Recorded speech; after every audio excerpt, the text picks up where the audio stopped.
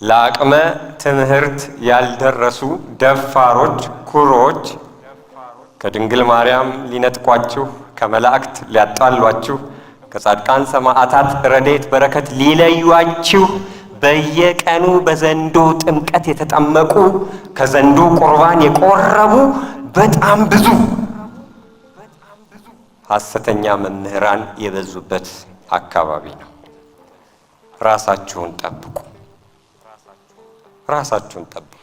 አሁን ኦርቶዶክስ እግዚአብሔር ይመስገን ለምትጠይቀው መልስ የሚሰጡ ትንታግ የሆኑ መምህራን እያፈራች ነው። እንዲያው በየቀኑ የሚወድቁት የሚንሸራተቱት አሁን እነሱ ሆነዋል። ሰሞኑን የእናንተ አካባቢ አንዱ አገልጋይ እኛ አለ ከጻድቃን ከሰማዕታት ጥል የለንም፣ እኛ ለነሱ አንሰግድም፣ ፍጡር ክብር አይገባውም አለ። ስንት እህቶቻችሁ ወንድሞቻችሁ እንግዲህ እንዲህ አይነት ከአምላክ ሕግ ጋር ከተጣሉ ሰዎች ጋር ህብረት ፈጥረዋል። እንደው ከአስርቱ ቃላት አንዱ ምን ይላል? እናትና ኧረ አይሰማኝም። እና እንዴት ነው ፍጡር ክብር አይገባውም የምንለው? የትኛው ክብር ነው ፍጡር የማይገባው ብለን መለየት አለብን አይደለም?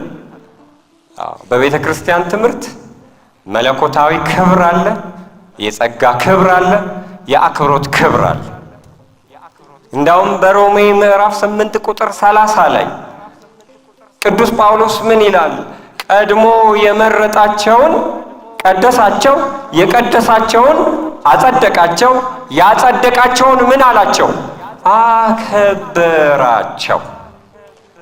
አምላክ ያከበራቸውን እኛ የምናቃልል ማን? ራሱ ባለቤቱ ያከበራቸውን ቅዱሳንን ክብር አይገባቸውም ብዬ ስናገር የት ነው የቆምኩት? በየት መንፈስ ነው የምመራው? እኔ በዮሐንስ ወንጌል ምዕራፍ 17 ላይ ደግሞ መድኃኔ ዓለም ኢየሱስ ክርስቶስ ንጉሳችን፣ ጌታችን፣ ይሄ ለሰው ሁሉ ቤዛ የሆነ ፍጹም ፍቅር የተገለጠበት ምን አለ? አባት ሆይ አለ ዓለም ሳይፈጠር በነበረኝ ክብሬ አከበርከኝ። እኔ ደግሞ አለ ለነሱ የሰጠኝን ክብር ምን አረኳቸው? ምን አረኩኝ? ሰጠኋቸው። መድኃኔ ዓለም ኢየሱስ ክርስቶስ ለወዳጆቹ ክብር ይሰጣል። ባለቤቱ የሰጣቸውን ክብር አልቀበልም አሻፈረኝ ካልክ ግን አንደኛ ሰጪውን ትንቃለህ፣ ሁለተኛ አመፀኛ ትሆናለህ። ስለዚህ ለቅዱሳን ክብር መስጠት መጽሐፍ ቅዱሳዊ ነው። ወንድሞቼ እህቶቼ፣ እንዲያውም አብርሃምን እኮ እግዚአብሔር ምንድን ነው ያለው? የሚያከብሩን አከብራለሁ፣ የሚረግሙን እረግማለሁ፣ የሚባርኩን እባርካለሁ ነው ያለው። ከዚህ የጨለማ ሰራዊት ሐሰተኛ ትምህርት ራሳችሁን ጠብቁ። ከጥቂት ወራት በፊት መንፈስ ቅዱስን ዲኤንኤ አለው ብሎ ባስተማረው ትምህርት ላይ ሰፊ ትምህርት ሰጥቻለሁ። መንፈስ ቅዱስን የሰደበ ኃጢአቱ ይቅር ይባልለታል? ኧረ በሉት። ዲኤንኤ ለፍጡር ብቻ የሚሰጥ ነው። እንዴት ነው መንፈስ ቅዱስ ዲኤንኤ የሚኖረው? መንፈስ ቅዱስ ዲኤንኤ ያለው ካልክ ፍጡር ነው እያልክ ነው። ግን ብዙ መጋረጃ በአዳራሽ ውስጥ ስለሚጋረድ የጨለማ መጋረጃ እህቶቼ ወንድሞቼ እዛ ቤት ያሉት አሜን ይላሉ። አሜን ይላሉ፣ ይስማማሉ፣ ያጸድቃሉ። በዮሐንስ ራእይ ምዕራፍ 12 ላይ ዘንዶ መላእክት ጋር ተዋጋ፣ ተሸነፈ። መድኃኔ ዓለም ጋር ተዋጋ፣ ተሸነፈ። ከዚያ ፈጣሪን ልጄ ለማለት የተመረጠች እናታችን ቅድስት ድንግል ማርያም ጋር ተዋጋ፣ አልቻላትም፣ ተሸነፈ። ከዚያ ምን አለ መጽሐፉ? ምን ይላል? ከአፉ ዘንዶው ከአፉ ውሃ አውጥቶ ወደ ምድር ረጨ ይላል። ስታመልጠው ስታሸንፈው ተናደደ፣ ቆመ ይላል። እንዲያውም በንዴት ውሃውን ለቀቀ። በዛ ውሃ የተጠመቁ ዛሬ ዓይናቸው ቅዱሳንን አያይም። የበለዓም አህያ እንኳ የመላእክትን ክብር አይታለች አላየችም? አይታለች። በለዓም እኮ መጀመሪያ ማየት አልቻለም ነበረ። እስኪ እህቶቼ ወንድሞቼ ነገር አስተውሉ። እግዚአብሔር ይላል አይደል መጽሐፍ ቅዱስ መልአኩን እንዲመለከት የበለዓምን ዓይን ምን አረገ? ከፈተ። አህያዋ ያየችውን እንዲያይ የልቦና ዓይኑ ታውሮ ስለነበረ ማየት አልቻለም ነበር። እግዚአብሔር ግን ከፈተለት ይላል። ያኔ መላእክትን ክብር አየ። እሱም በግንባሩ ተደፋና ምን አረገ? ሰገደ። ዛሬ ከአህያ ያነሱ ይቅርታ ይደረግልኝ ስለቃሉ የመላእክትን ክብር ያላዩ ብዙ አሉ። በዚህ ዘመን አባቶቻችሁን ወንድሞቻችሁን ሰባኪያንን ሳትጠይቁ ወዴትም አትሄዱ። ሐሰተኛ መምህራን ከቤተ ክርስቲያን ሊነጥቋችሁ ትምህርት የረጩበት ዘመን ስለሆነ ማለት ነው። ብዙ ማለት ይቻል ነበረ። እንዳልኩት ከጊዜ አንጻር ይሄ ይበቃናል። የመጨረሻው ይሄን ልበልና አጠናቅቀዋለሁ። እንደው እንዳትፈዙም። እንስሶች ፓርላማ መሰረቱና ጅብ በቃ ቸኮለ፣ እጁን አወጣ። ምን አይነት ዘመን ላይ እንዳለን እንድትረዱ ነው። እጁን አወጣ ለአፈ ጉባኤው። እሺ ተናገር አሉት። እኔ ብዙ በደል ተበድያለሁ አለ። ምን ሆነህ ነው አሉት። እንዴ እንዳው አርማ ለምንድን ነው ለኔ የማይሰጠኝ? ለአውሮፕላን አርማ ቢሰጠው አንበሳ፣ ለአውቶቡስ አርማ ቢሰጠው አንበሳ፣ ለሻይ ቅጠል አርማ ቢሰጠው አንበሳ። እንደው እነዚህ ዋሊያ፣ ግስላ የሚባሉት ሁሉ አርማ አላቸው። እኔ እንደው ምን አጥፍቼ ነው አርማ ያልተሰጠኛል? ያኔ ጦጣ አላስጨረሰችውም። ተቃውሞ አለች። አያጅቦ እንዳንተ ደግሞ በሀገሪቱ በምድሪቱ የነገሳል እንዴ? እነ ትራፊክ ፖሊስ፣ እነ ገቢዎች፣ እነ ክፍለ ከተማ፣ መሬት አስተዳደር በአንተ አይደለም ወይ የሚጠሩት?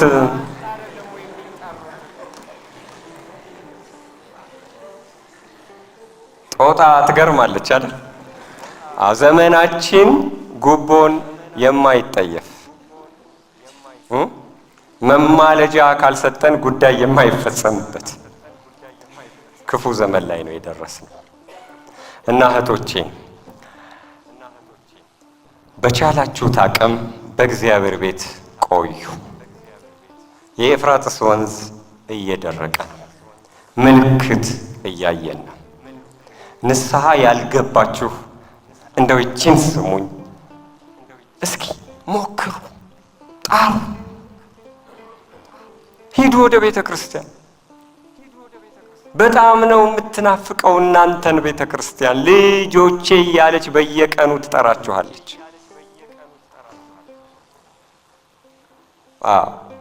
ታለቅሳለች። የዘላለም ሕይወት እንዲኖራችሁ ነው። ምድር ሁሉ ቢገዛላችሁ ነፍሳችሁ ከጠፋ ምን ዋጋ አለው? ሄዳችሁ መሞታችሁ አይቀርም። በትንሽዬ ሳጥን ወደ አፈር መመለሳችሁ አይቀርም። በስጋም በነፍስም የተሳካ ኑሮ እንዲኖራችሁ ወደ ቤተ ክርስቲያኑ ተማሩ፣ ንስሐ ግቡ። በቤታችሁ ደግሞ አምልኮ አድርጉ። የዚህ ዘመን ትልቁ ችግር ደግሞ ቤታችን አምልኮ ትቷል። በቤታችን አንሰግድም እኮ አናመልከውም እግዚአብሔርን በቤታችን ካልሰገድን። አምልኮ ማለት በየቀኑ ከእግዚአብሔር ጋር በሆነች ሰዓት እንኳ መነጋገር፣ ማምለክ አለብን፣ መስገድ አለብን። እንዲው ዝም ብለን የደመ ነፍስ ኖሮ መኖር የለብንም። እናንተ በልታችሁ ጠጥታችሁ ወልዳችሁ ከብዳችሁ እንድትሞቱ ብቻ የተፈጠራችሁ አይደላችሁ። እግዚአብሔር ሌላ ዓላማ አለው ከኋላችሁ። የሰማያዊት ኢየሩሳሌም ወራሾች እንድትሆኑ፣ ወደ ሁለተኛ ሞት እንዳትሞቱ፣ እሱን እያመሰገናችሁ ከመላእክት ጋር እንድትኖሩ ነው የተፈጠራችሁት። ይሄንን ልብ አድርጉ። እግዚአብሔር ይርዳችሁ። ለዚህ ዛሬ እዚህ የመጣችሁ ብዙ ሰዎች ናችሁ። እግዚአብሔር በቸርነቱ ወደ ቤቱ ያምጣችሁ። ልባችሁን እሱ ይቆጣጠር። መጨረሻ ላይ እችን ምሳሌ ልመስልና ሰፋ ያለ ትምህርት ስለሆነ ለጊዜው እዚህ ላይ አቋርጠዋለሁኝ። ሌላ ቦታ በስነ ጽሑፍ ምሽት ላይ የተናገርኩትን አንድ ነገር ልበልና ላጠቃል። ንስርን የሚያውቃለ? ንስር ወርቃማ ክንፍ ያለው ከደመና በላይ የሚበር ዓይኑ ጤፍ እንኳ መሬት ላይ ብትወድቅ መመልከት የሚችል የአዕዋፋት ንጉሥ ነው። ተመልከቱ። ይሄ እንዲህ አይነት አስደናቂ አዕዋፍ አንዲት ግን የምትጥለው ወፍ አለች። ምን ትባላለች? ድንቢጥ። ትንሽዬ ወፍ ክንፍ ውስጥ ትገባና ዝቅ ብሎ ሲበር ትበለዋለች። ስትበላው ክንፉ ይዝልና ይወድቃል፣ መሬት ላይ ይጋጫል፣ አንዳንዴ ይሞታል። ነገር ግን ብዙ ጊዜ ይቺ ድንቢጥ አይሳካላትም። ልክ ገብታ መብላት ስትጀምር ስሜቱ ሲሰማው ወዲያው ንስሩ ምን ያደርጋል? ከፍ ብሎ መብረር ይጀምራል። ከደመና በላይ ከፍ ሲልባት እሷ ወደዛ መሄድ አትችልም። ኦክሲጅን ያጥራታል፣ ትመለሳለች፣ ያመልጣታል።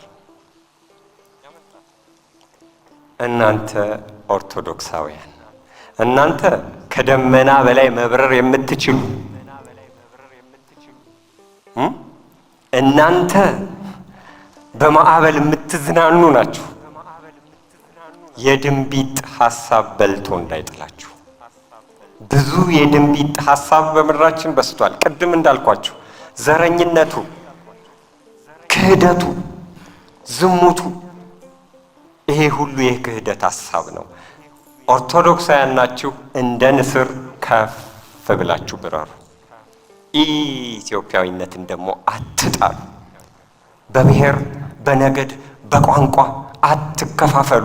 በኢትዮጵያዊነት የንስር ክንፍ ብረሩ፣ ወደ ላይ ብረሩ።